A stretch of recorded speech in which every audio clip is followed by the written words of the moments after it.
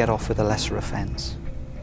And he was researching, both at work and on his personal laptop, the differences between murder and manslaughter. Vincent Tabak intended to argue that he killed Joanna Yeates by accident. I don't think any of us in the prosecution team could conceive of a situation where somebody who is a foot taller and an awful lot stronger and bigger than Joe would have accidentally put his hands around her throat and throttled her for about 20 seconds until she collapsed. We felt he was trying it on. I think he felt that, well, with the cost cutting that goes, hearing about the newspapers and so forth, they'd take the easy option and jail him for a few years. We had nothing to lose. He had nothing to lose by it, because the evidence that the police had, the DNA evidence, meant that he killed Joe, so he's only admitting what the police knew anyway. Claiming manslaughter means a complicated trial, as Joanna's family, Greg, the police and the prosecution hear his version of offence for the first time. During the course of the trial, he claimed that as he was walking past the kitchen window of flat 1, that he saw Joe Yeates in the kitchen, and that they waved to each other, and that she in some way had invited him in. But when he was asked to show how Joe waved to him from the window, he actually did a wave and not a beckon. I mean, he was obviously in the witness box and we watched him, and I thought, well, if that ever happened, it's just a wave like that to someone who's walked past the window that you sort of recognise. It wasn't a beckon at all, and when he actually did it, he didn't do that. That's what he claimed during the trial, and that she opened the door and he came into the premises, and then they chatted for 10 to 15 minutes in the kitchen, and she made a flirtatious comment to him, and he went to try to kiss her. He'd obviously been reading books of some particular type or been looking at some videos, and that's what's happened. And he thought, well, if it happens in the video, then it probably could happen. But I'm sure he's got no experience of trying to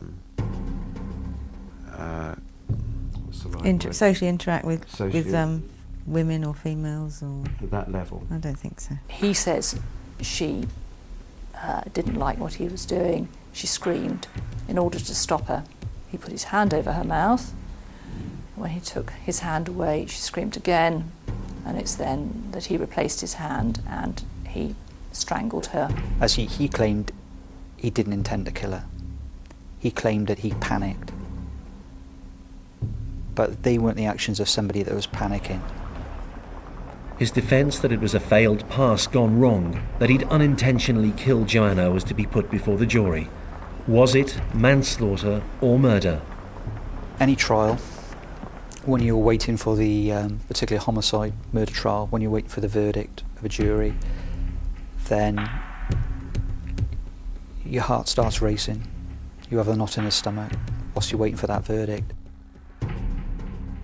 After deliberating for 2.5 days, the jury at Bristol Crown Court rejected Tabak's defence and found him guilty of the murder of Joanna Yeates. He was sentenced to life with a minimum tariff of 20 years. But the important thing was the tag of murderer rather than manslaughter. Murder is quite specific. Manslaughter is sort of ambiguous. There was nothing ambiguous about what Vincent Tabak had done. He put a hand around her throat, and he squeezed the life out of her. Some experts believe that Tabak was a serial killer in the making.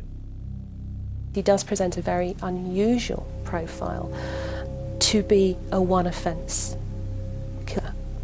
When he is this organised and this systematic and this apparently emotionally disconnected from the tragedy that he has caused. It must have planned it. Not necessarily with Joe, but had this plan in his head, and then the opportunity arose.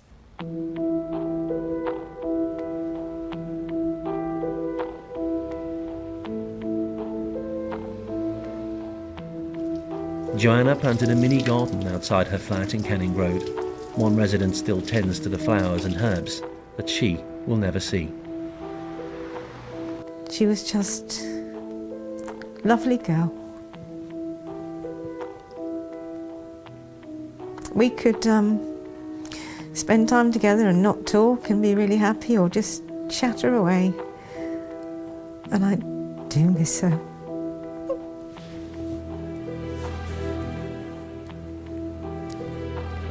And hopefully, when I think of her, I'll be able to be happier, but currently haven't got through to that bit yet.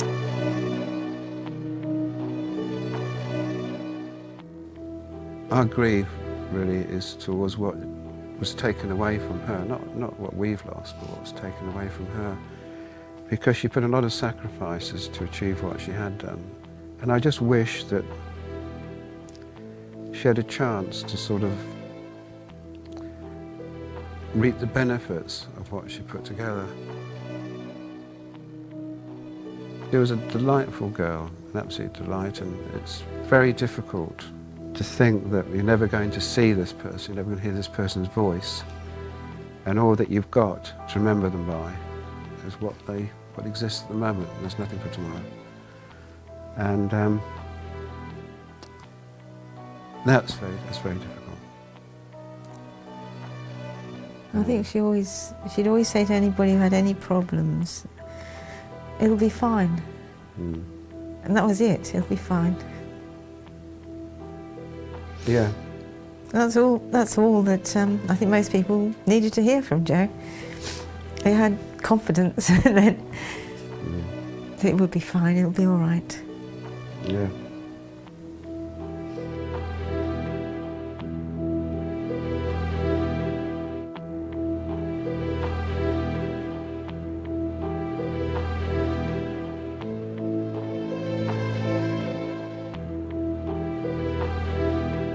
Just one day before the guilty verdict on Vincent Tabak, the most notorious child killer in British history was convicted of his fourth murder.